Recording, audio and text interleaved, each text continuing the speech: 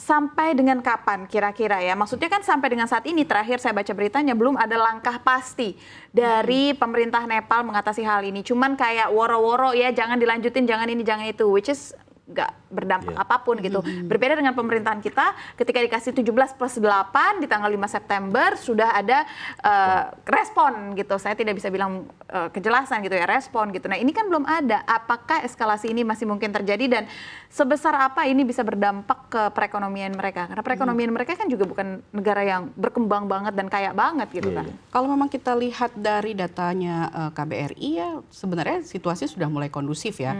Dalam hal ini mungkin kondusif diartikan sebagai tidak ada demonstrasi besar-besaran lagi atau tidak ada kerusuhan dan kekerasan yang terjadi gitu. Tapi memang ketika pertanyaannya apakah ini akan berlangsung lama atau tidak, banyak yang memperkirakan kemungkinan berlangsung lama. Kenapa? Karena sistem parlementernya tadi.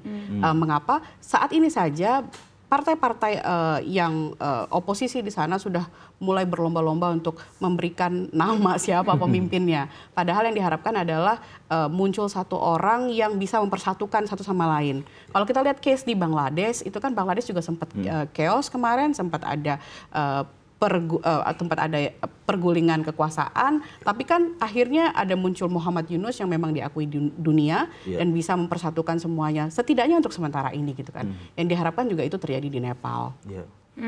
Oke. Sebenarnya kan kalau kita lihat ya dasar dari konflik ini yang terjadi di beberapa negara adalah kestabilan ekonomi. Kalau di Malaysia mereka marah sama Anwar Ibrahim, ada lagi yang marah sama Perdana Menteri di Thailand juga. Ini kan semua sama, base-nya nih nggak terima sama kondisi ekonomi yang sebenarnya terjadi di semua negara. Artinya kan kestabilan ekonomi kita bisa mempengaruhi kestabilan politik juga gitu. Nah, gimana melihatnya? Karena dari Nepal itu kan tadi di-mention ya, pertumbuhan ekonomi first half itu 4,9 ya. Bahkan itu nggak jauh dari Indonesia kan. Kemudian inflasinya juga udah stabil di 5%-an gitu.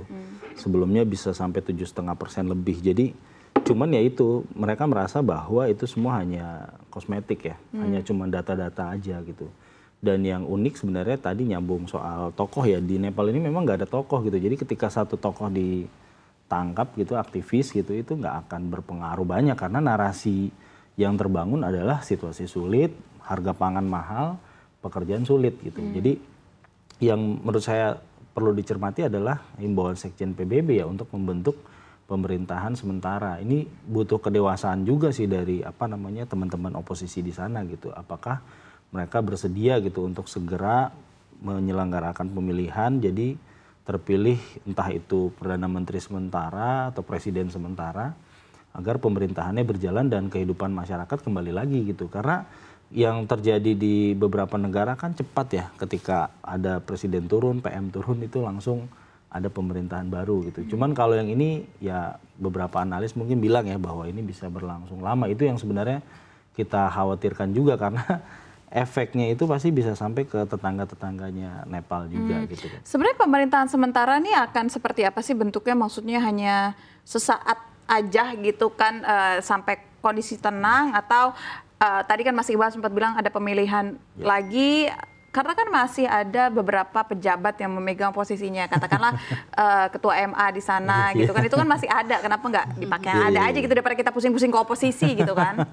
Iya seharusnya sih memang itu yang sebenarnya begini, itu kan tergantung negaranya masing-masing bagaimana keputusan nanti akan diambil ya. Bisa saja ketua MA-nya yang juga termasuk tokoh favorit di Nepal dimunculkan atau wali kota Kathmandu juga yang sekarang menjadi salah satu sosok yang juga dielu-elukan untuk memimpin sementara negara itu bisa memimpin Nepal. Tapi balik lagi, selama tidak ada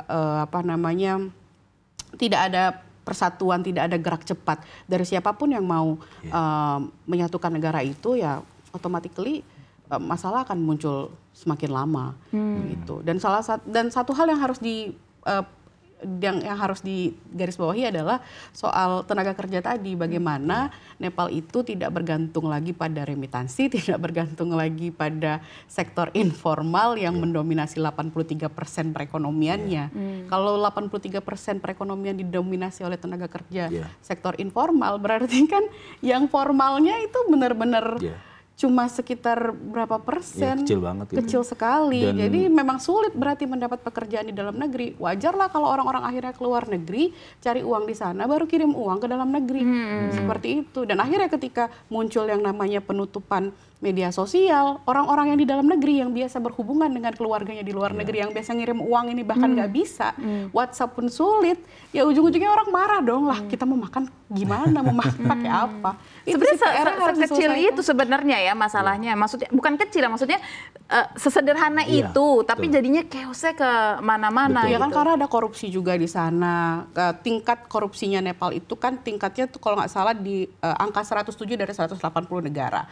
Terus selain itu semenjak 2008, semenjak gonjang-ganjing dan berubah menjadi republik seperti sekarang, itu kan pergantian posisi Perdana Menteri itu seperti budaya aja. Yang tua digantiin lebih muda. Seperti itu. Belum lagi Nepo baby, Nepo Nepo baby yang muncul, perilaku elit lah. Dari dinasti, anak-anak perdana menteri, anak-anak pejabat yang di dalam negeri orang-orangnya susah nih cari kerjaan, mereka dengan mudah mendapat pekerjaan karena privilege-nya seperti apa, misalnya duduk di parlemen atau mereka tiba-tiba jadi pejabat di mana, dan bahkan banyak yang keluar negeri yang akhirnya juga jadi viral karena di luar negeri sambil flexing, sambil nyombongin diri, pakai bawa segala macam gitu. Di sini kan juga ada yang kayak gitu kan, tapi ya itu juga salah satu hal yang juga membuat masyarakat kita marah gitu kan, Nepo baby, flexing dan segalanya.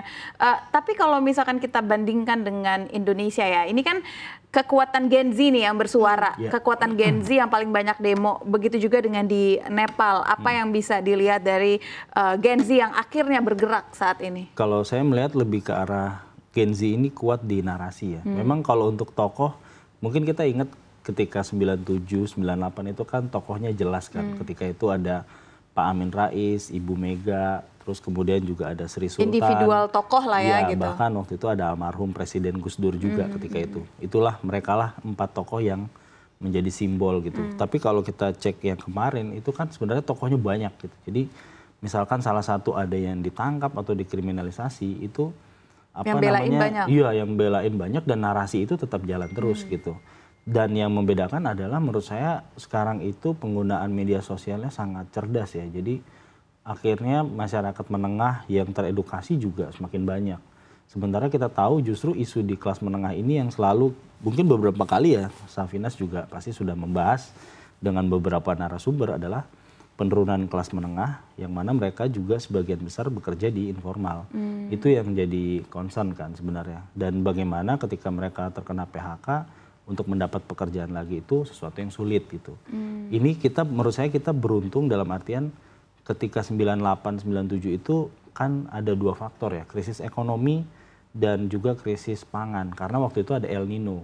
Sementara di Indonesia sekarang kalau bisa dibilang secara iklim ya memang ada ketidakpastian, tapi dari sisi panen bahkan stok itu sampai mencapai yang tertinggi kan menurut Presiden gitu. Itu yang membuat saya merasa bahwa kendala itu tidak ditemukan di Nepal misalkan. Karena di Nepal itu kan mereka makanannya roti ya kayak. Iya, makanya mereka minta harga roti menjadi lebih make sense gitu kan. Kalau di kita kan bahkan untuk masyarakat miskin itu mendapat beras 10 kilo. Kemudian yang menengah pun bisa membeli beras, saya rasa di kantor ini rata-rata udah pada bisa beli beras lah. Bahkan walaupun melambung menjadi 150.000 pun tetap dibeli gitu. Dan itu ya karena itu kebutuhan pokok, nggak mungkin kita nggak beli. Masa total kita jadi makan roti? Dan nggak ada nggak ada kemarahan dari sisi pangan ya. Menurut saya ada isu-isu tapi bisa terima. Tapi masalah flexing itu yang menurut saya ketika kemarin ada beberapa anggota DPR, kemudian pejabat pemerintah, itu kan udah sering banget ya. Kayak misalkan kasus pajak itu kan awalnya justru dari flexing anaknya yang membawa mobil Rubicon misalkan. Ini yang menurut saya harus dijadikan pelajaran bahwa ke depan masyarakat terutama Gen Z mereka akan melihat pejabat yang kerjanya benar, integritasnya itu tinggi dan itu harus didukung oleh transparansi. Makanya ketika kemarin DPR langsung merespon dengan menurunkan membatalkan tunjangan perumahan dan menurunkan tunjangan-tunjangan lain, walaupun masih banyak yang mempertanyakan juga, ternyata gajinya tetap tinggi gitu kan. Ternyata tetap dibandingin lah, kok sama, kok jadi malah lebih tinggi Iya, gitu kan. ternyata tetap tinggi, tapi paling tidak menurut saya di situ ada respon lah dari DPR daripada tidak ada respon sama sekali. Ya, walaupun responnya juga masih agak haho-haho ya, bikin kita haho-haho gitu.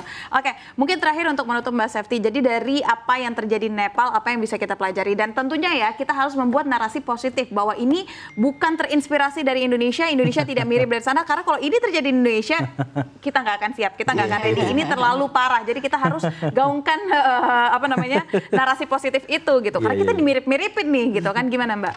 Pertama, aspirasi warga memang harus didengar, mau tidak mau, oleh pemimpin, oleh baik eksekutif maupun legislatif. Yang kedua adalah perlu berbenah, tetapi pembenahan itu harus melibatkan semua unsur elemen dan juga transparan dan juga terukur. Tanpa transparansi dan tidak ada ukuran itu jadi sia-sia aja gitu loh.